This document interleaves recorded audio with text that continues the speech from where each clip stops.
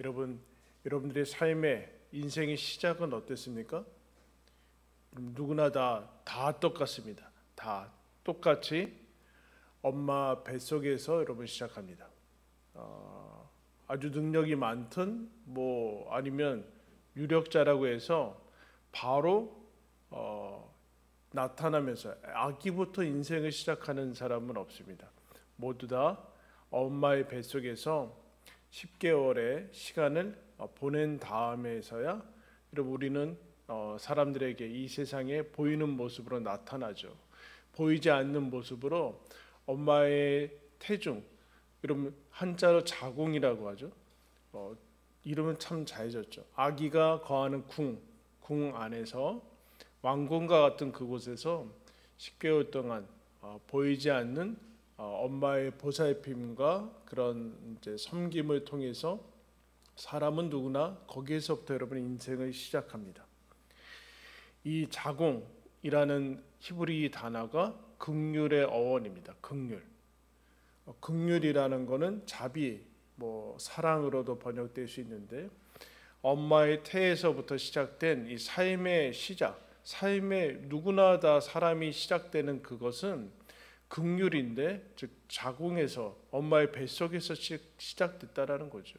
즉 내 삶의 시작은 긍휼에서부터 시작된 것을 여러분 기억합니다. 긍휼은 무엇일까요? 나에게 어떤 자격이나 그런 것이 아니라 그냥 대가 없이 받아진 임해온 그런 사랑을 얘기를 해주고 있습니다. 그 10개월의 여정의 시간이 끝난 다음에 우리는 다 생명을 건 출산을 하고 또 엄마의 품에 안겨서 살아가게 되죠. 어린아이들은 다 누구나 다 마찬가지로 여러분 다 엄마가 먹이고 입히고 씻기고 하는 그 인간의 가장 기본적인 그것을 엄마의 섬김을 통해서 여러분 살아갑니다. 여러분 아기가 그 아기를 낳지는 않죠. 그죠? 어느 정도 지난 다음에 낳게 되는데 여러분 왜 그 엄마가 아기가 울면은 젖을 먹이고 밥을 주고 할까요? 배고프니까.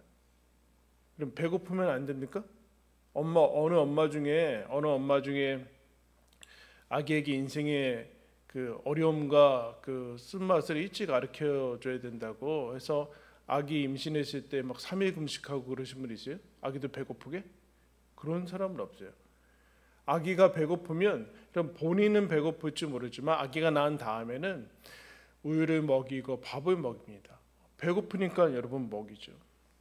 시간이 지나면 씻기고 추우면 입히고 더우면 여러분 시원하게 해주고 또 기저귀를 갈아주고 하는 것들을 보게 됩니다.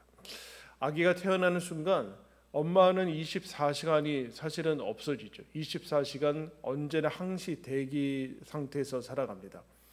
밤낮이 없어지죠. 아기가 잘 때 자고 아기가 깰 때 여러분 깹니다. 자신이 없어질 정도의 여러분 그런 삶을 살아갑니다. 그러니까 아이가 배고픈 것을 알고 더우면 힘든 것을 알고 기저귀에 갈지 않으면 어려운 것을 아는 것은 여러분 사랑을 아는 것이죠. 그러니까 사랑을 받은 것을 여러분 예를 들고 있습니다. 그러니까 어머니 태뿐만 아니라 태어나서는 어머니의 품 속에서 살아가는 것 이것을 긍휼이라고 합니다. 긍휼 대표적인 모습이 긍휼입니다.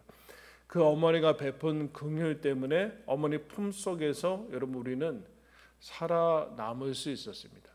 그 가장 절대적인 의존이 필요한 그 시기를 지나야지만 우리는 인생으로 살아갈 수 있게 됩니다. 그 품에서 벗어나면 마치 우리가 스스로 살아남을 수 있었던 것처럼 그런 착각과 오해를 하게 되는데 그렇지 않고 누구나 다 말할 수 없는 긍휼에서부터 시작돼서 태어나서도 여러분 긍휼에서 여러분 자라게 됩니다.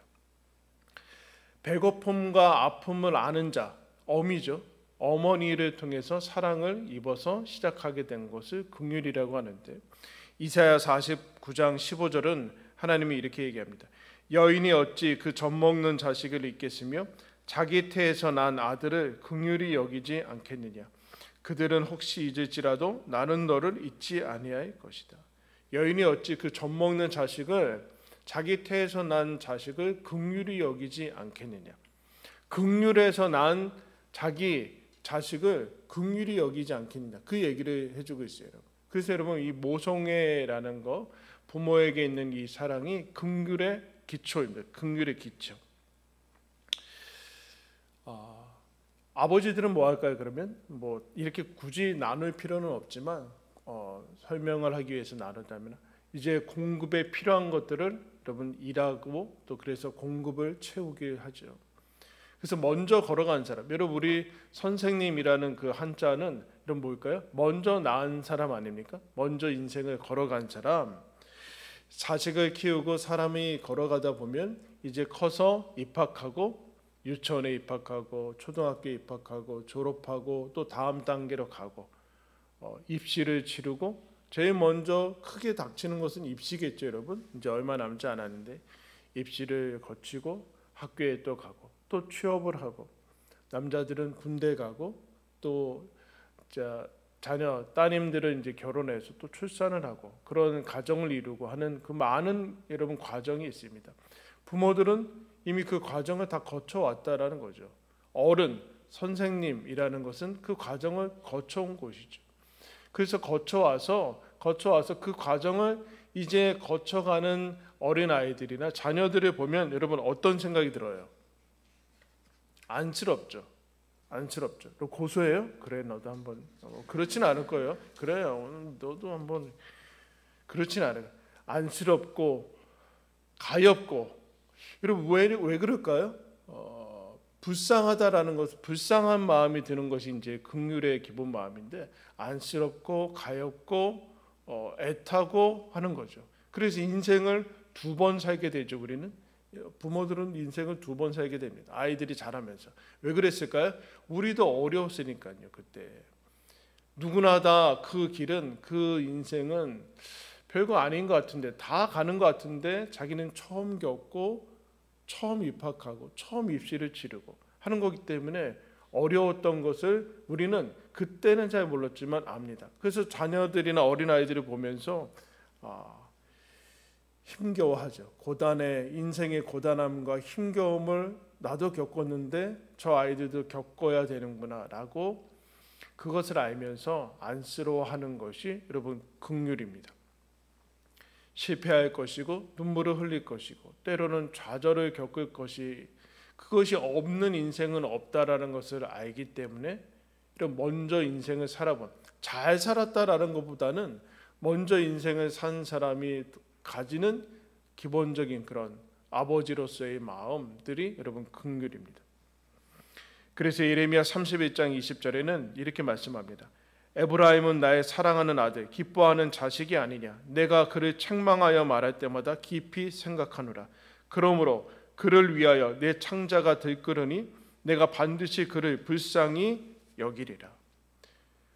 하나님이 아버지처럼 이스라엘을 책망하고 징계할 때 하나님이 어떤 마음으로 하시는가? 창자가 끊어지는 아픔으로 그들을 옳은 길로 인도한다라고 얘기합니다. 이게 여러분 긍휼입니다. 긍휼입니다. 긍휼. 아비가 자식을 불쌍히 여김같이 바라보는 것이 이것이 여러분 긍휼입니다. 그래서 여러분 우리가 이렇게 살아오게 됐죠. 대가가 있는 것이 아니죠. 그럼 어느 엄마가 자식한테 밥을 차려주면서 숟가락 아이들이 딱 들려갈 때 스톱 선불이라고 5,000원 내라고 7,000원인데 맨날 드시니까 그 5,000원이라고 돈 없는데요? 그러면 20년 후 상환하라고 대학 졸업한 다음에 마치 학자금 대출처럼 그렇게 상환하라는 사람이 없어요. 왜 돈을 안 받아요, 여러분? 숫자가 들어가지 않죠. 계산이 들어가지 않아요.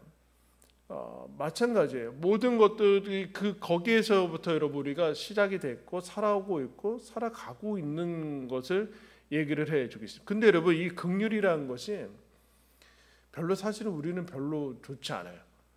이 긍휼이라는 것 자체는 인생의 실패자들에게나 등장하는 단어든가 경쟁에서 성공하지 못한 그런 사람들 아니면 그냥 우리 인생에서 긍휼을 주고받는 것은 없이 아주 폼나게 살아갈 수 있다라는 생각을 가지는데, 그래서 하나님께서 모든 인생을 긍휼에서 시작합니다. 자궁에서 시작해서 엄마의 품에서, 그리고 아비의 긍휼에서부터 여러분 시작하게 합니다. 근데 여러분 이것이 자꾸 착각하게 되죠. 이 긍휼이라는 단어는 그래서 힘겨웠고 고난 가운데, 고통 가운데 있는 이 세상과 현실에서 실질적으로 도움을 주는 단어로도 나옵니다. 구제라는 단어는 사실은 긍휼의 같은 말인데, 예수님이 마태복음 25장에 보면은 이와 같은 말씀을 하십니다. 내가 줄일 때 너희가 먹을 것을 주었고, 목마를 때 마시게 하였고, 나그네 되었을 때 영접하였고, 헐벗을 때 옷을 입혔고, 병들었을 때 돌보았고, 옥에 갇혔을 때 와서 보았느니라. 언제 그랬습니까? 주님, 의인들을 향해서 얘기해. 언제 저희가 그랬습니까? 주님께서 이렇게 얘기해요. 너희가 여기 내 형제 중에 지극히 작은 자 하나에게 한 것이 곧 내게 한 것이다. 지극히 작은 자가 뭘까요, 여러분? 갚을 수 없는 사람.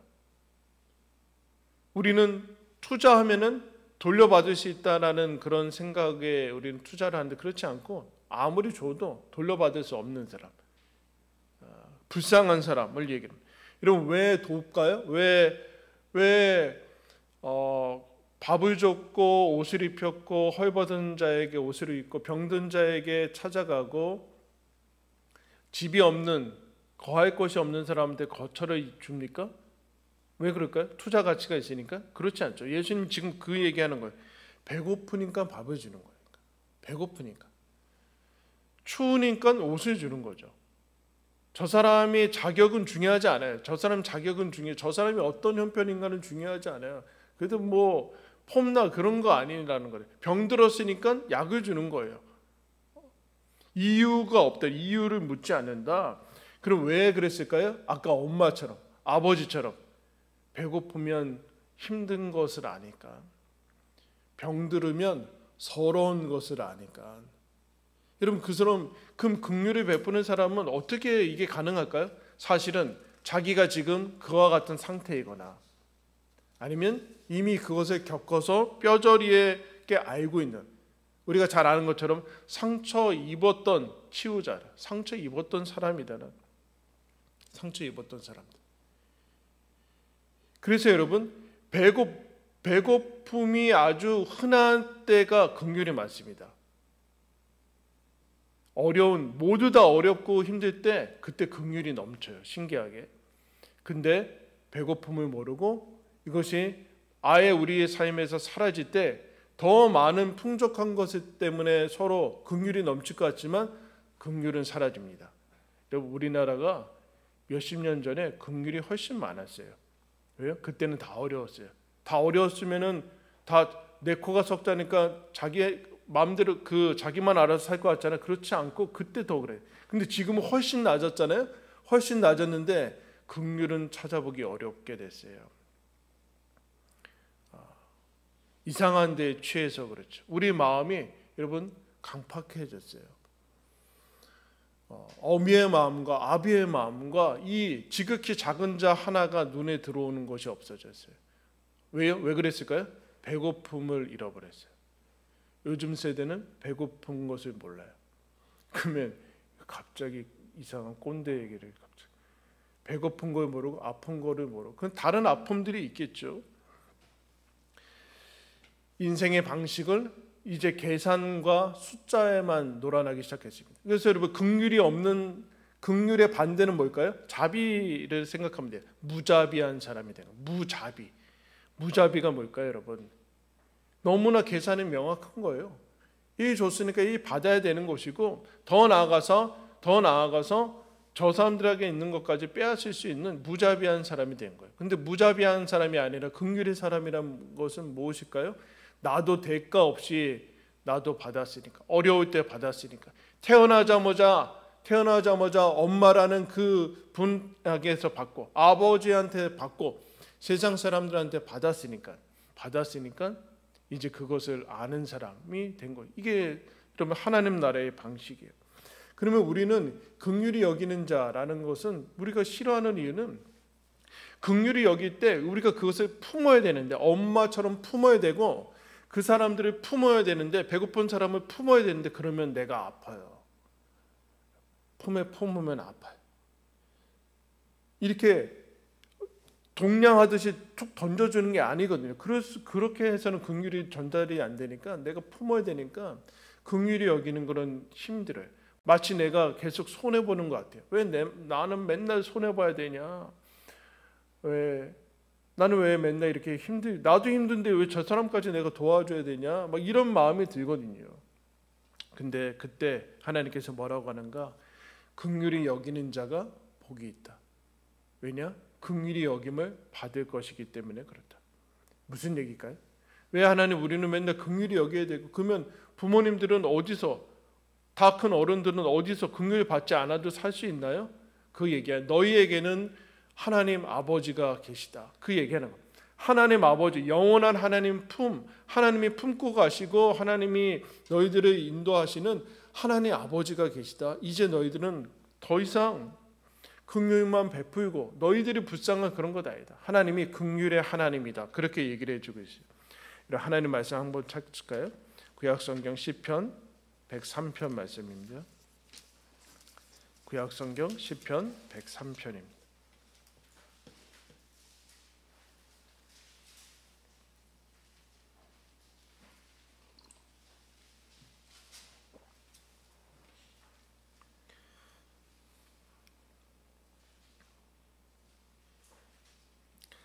팔 절부터 보겠습니다. 8절부터 제가 읽겠습니다. 여호와는 긍휼이 많으시고 은혜로우시며 노하기를 더디하시고 인자하심이 풍부하시도다. 자주 경책하지 아니하시며 노를 영원히 품지 아니하시리로다. 우리의 죄를 따라 우리를 처벌하지는 아니하시며 우리의 죄악을 따라 우리에게 그대로 갚지는 아니하셨으니 이는 하늘이 땅에서 높음같이 그를 경외하는 자에게 그의 인자하심이 크심이로다. 동이 서에서 먼 것 같이 우리의 죄가를 우리에게서 멀리 옮기셨으며 아버지가 자식을 긍휼히 여김같이 여호와께서는 자기를 경외하는 자를 긍휼히 여기시나니 이는 그가 우리의 체질을 아시며 우리가 단지 먼지뿐임을 기억하심이로다. 인생은 그날이 풀과 같으며 그 영화가 들의 꽃과 같도다. 그것은 바람이 지나가면 없어지나니 그 있던 자리도 다시 알지 못하거니와 여호와의 인자하심은 자기를 경외하는 자에게 영원부터 영원까지 이르며 그의 의는 자손의 자손에게 이르니 곧 그의 언약을 지키며 그의 법도를 기억하며 행하는 자에게로다. 하나님의 긍휼하심이 우리에게, 자기를 경외하는 자에게 있는데, 여러분 우리가 어떤 상태인가? 하나님이 없으면 어떤 상태인가? 우리는 계속해서 쇠해서 우리 인생은 순식간에 지나가고 흙으로 돌아가고 썩어지고 죽고 그렇게 돼요. 아무리 큰 영광과 영화를 누려도 우리는 하나님의 긍휼 없이는 살아갈 수 없는 사람이다라고 얘기를 해요. 여러분 인생이 초라하죠. 병들고 여러분 아프고 결국엔 맥없이 죽어요. 자기 심장을, 자기 호흡을 자기가 통제하지 못해요. 썩어서 여러분 한 줌의 흙으로 돌아가죠. 그 가운데는 여러분 어떻습니까? 그 가운데 인생을 살아가는 것은 여러분 우리는 계속해서 누구의 도움 없이는 살아갈 수 없어요. 초라하게 느껴지죠. 그래서 이 초라함에서 벗어나려고 발버둥을 치는 것 같아요. 나는 누구의 도움 없이 살고자. 여러분 그런데 인생의 초반에 한 3년이 태어나서부터 도움 없이는 살 수 없듯이 마찬가지로 인생의 후반부를, 마지막 퇴장할 때는 다른 사람이 내 모든 것을 합니다. 자기가 자기 장례식을 하고 가는 사람은 없어요. 자기 시신을 자기가 처리하는 사람은 없어요. 그런데도 기고만장하고 긍휼이 필요 없는 사람처럼 우리는 그렇게 인생을 살아갈 때가 있죠.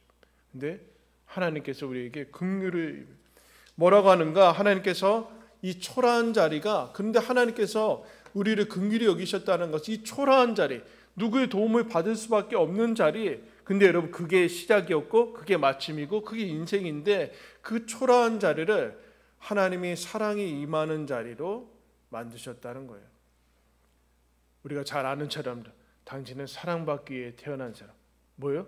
하나님께서 그 초라한 인생과 같이 순식간에 지나가는 흙같이 그냥 부패한 것 같은 그런 인생이 초라하지 않고 더 이상 하나님의 긍휼을 입은 자로 저와 여러분을 초대해 주셨습니다. 그 초라한 자리는 이제 더 이상 초라하지 않고 불쌍하지 않고 하나님의 사랑이 임하는 자리로 하나님께서 인도하신다라는. 그래서 이사야 46장 3절에 이렇게 얘기합니다. 야곱의 집이여 이스라엘 집에 남은 모든 자여 내게 들을지어다. 배에서 태어남으로부터 내게 안겼고 태에서 남으로부터 내게 업힌 너희여 너희가 노년에 이르기까지 내가 그리하겠고 백발이 되기까지 내가 너희를 품을 것이라. 내가 지었은즉 내가 업을 것이요 내가 품고 구하여 내리라. 하나님의 백성에게 하나님이 내 태에서 낳았으니 내가 너희들을 구할 것이다. 태에서 나면서부터 내가 너희들을 업을 것이고 언제까지요? 노년에 이르기까지 하나님 나라가 갈 때까지 내가 너희를 품고 너희를 업고 갈 것이다. 여러분 팔복 중에 앞뒤가 같은 것은 이거 하나예요. 긍휼히 여기는 자는 긍휼히 여김을 받을 것이다. 무슨 얘기일까요? 긍휼은 절대로 사라지거나 없어지지 않고 그대로 여러분 반사되는 그대로 갚아지는 복이다. 우리가 도움을 주면 손해인 것 같고 나만 좀 그런가 그런데 그렇지 않고 도움을 주는 것이 긍휼을 주는 것이 긍휼을 동시에 받는 것이다라고 얘기를 해주고 있어요.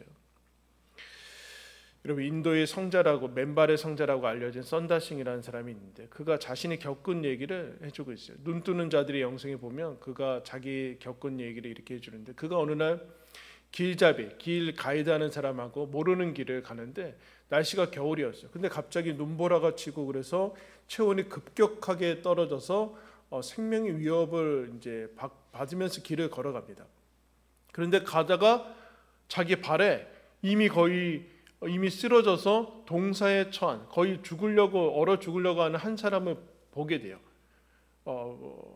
근데 같이 가는 이제 가이드랑 그럼 우리 둘이 이 사람 이렇게 도와줘서 마을까지 가자 그러니까 이 길잡이는 자기도 그러다가는 죽을 것 같다고 그럴 수 없다고 하면서 이 썬다싱하고 쓰러진 사람을 두고 자기 혼자 그냥 길을 아니까 확 가버립니다.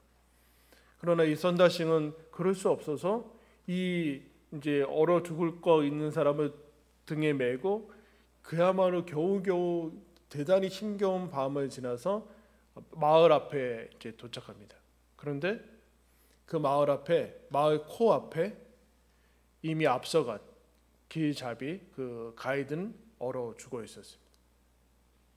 근데 자기도 체온이 떨어져서 죽을 줄 알았는데 이 사람을 업고서 오는 순간 계속해서 힘을 내야 됐고 이 엎여 있는 사람이 체온과 자기 체온이 이렇게 만나서 두 사람은 얼어 죽지 않고 그 마을에 도착한 것을 이제 얘기를 합니다. 그러면서 그가 이런 교훈을 얻었다고 얘기해요. 도움을 주는 것이 곧 도움을 받는 것입니다. 섬김을 주는 것 동시에 섬김을 받는. 오늘 말씀으로 치면 긍휼을 주는 자의 가장 큰 선물은 긍휼을 자신이 받는다라는 것입니다. 도움 없이 살 수 있는 인생은 없습니다. 누구나 다 도우면서 살아갑니다. 다른 사람을 도우면서 우리는 도움을 받습니다. 여러분 그게 공동체예요. 그게 여러분 교회 공동체라는 거예요. 교회 공동체는 여러분 숫자가 지배하지 않습니다. 계산하지 않습니다. 숫자가 지배하는 공동체는 이미 세속화된 거예요. 사람 숫자 아니면 예산 숫자가 지배하는 그것이 가장 교회의 주요 의제고 테마인 교회는 세속화된 거예요. 숫자를 잊어버려야 돼요. 여러분 숫자를 잊어버려야 돼요. 그게 긍휼의 기초예요.